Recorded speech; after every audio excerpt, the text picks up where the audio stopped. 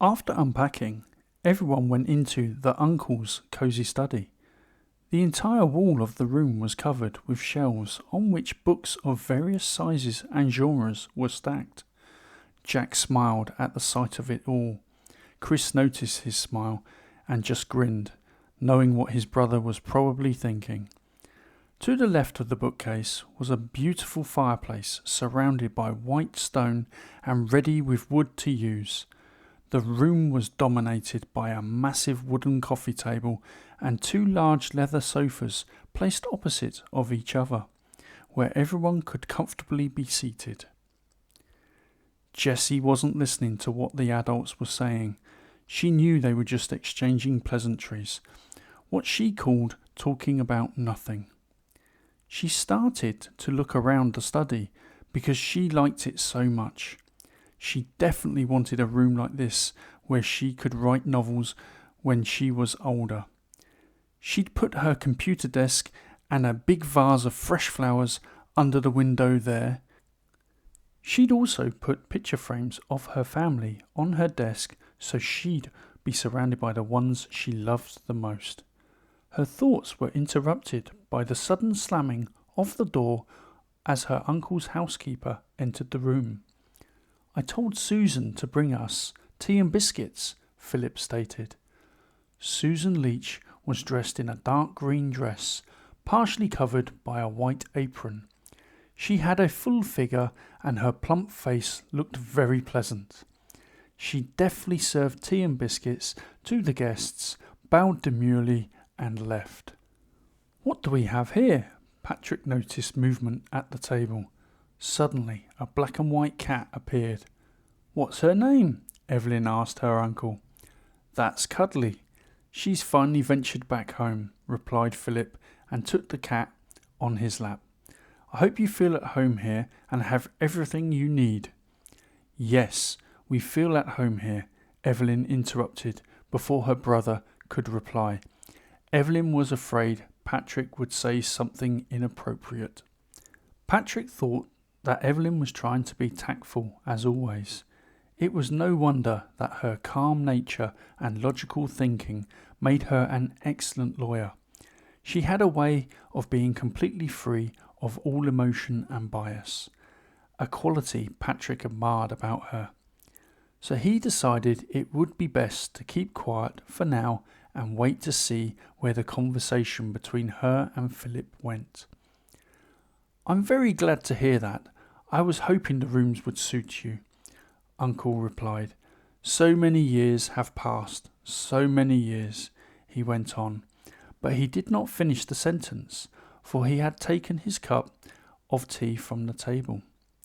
The others tried not to make too much noise as they took the biscuits on the prepared plates. Johnny poured a second spoonful of sugar into his tea, earning a disapproving look from his mother. Fortunately, he knew he could get away with it in front of the others.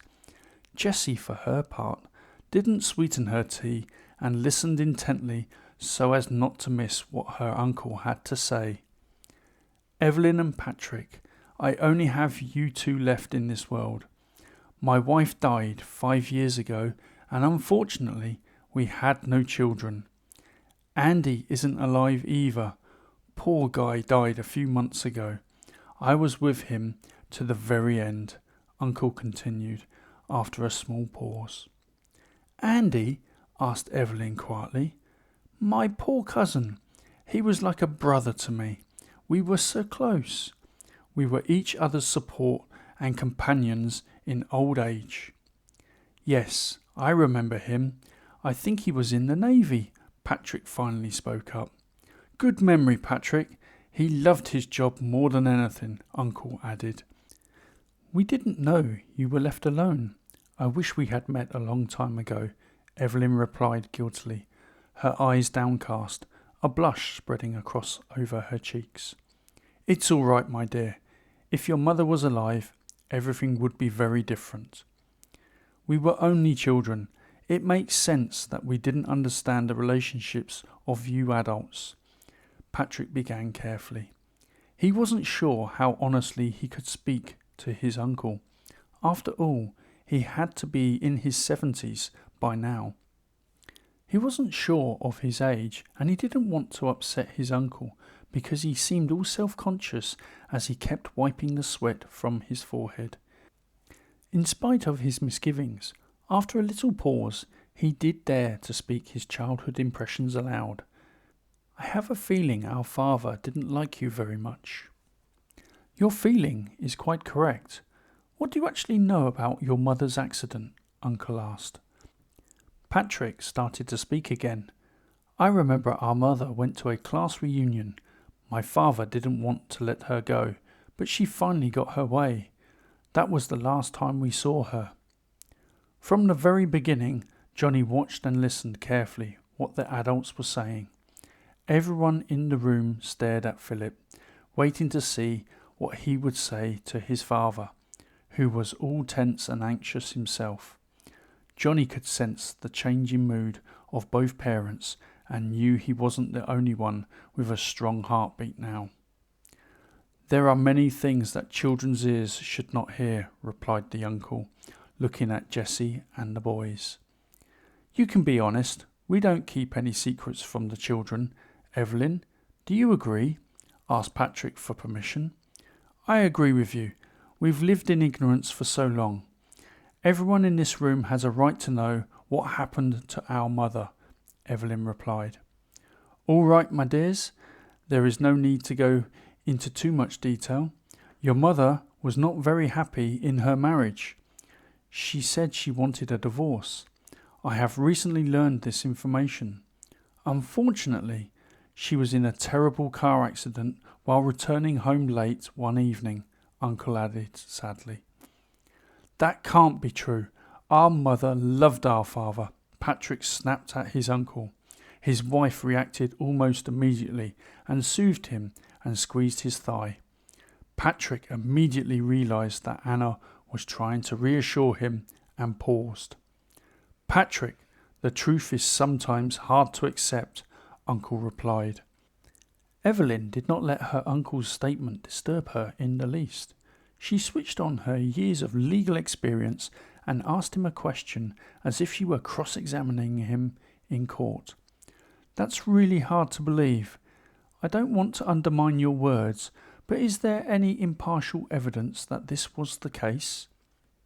"I was afraid you wouldn't trust me. Believe me, it is difficult to talk about unpleasant things, especially when it concerns persons who are no longer alive and cannot defend themselves. Fortunately, there's one other person who might shed a little more light on the matter. I was expecting your reaction and invited him to dine with us. Now, if you'll excuse me, I will join you this evening with our guest." And with that, he slowly got up and left the study. "Evelyn, I think you have offended Philip," Tom spoke unexpectedly. "I guess you're right. I tried to put it as well as I could," said Evelyn apologetically, rising from the sofa. "Mum, can we go outside for a minute? We need some fresh air," Jessie asked. "Yes, that's a good idea.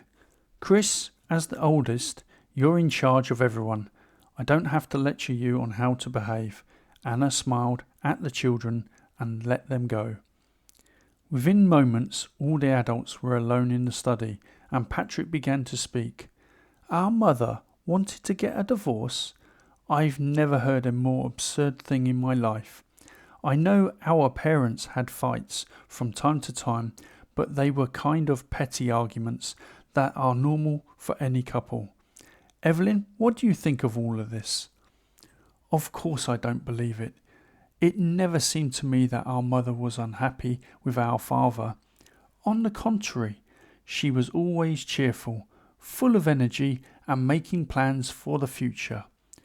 Do you remember how she used to write down in a little notebook the places she would like to visit with the whole family? I don't want to disappoint you, but the perception of young children can sometimes be idolized. I knew a family where the parents divorced one day. I was friends with their daughter. Her name was Lila Tuli. Lila took it the hardest of all the 3 children because she was the youngest. It took her an awful long time to get over it.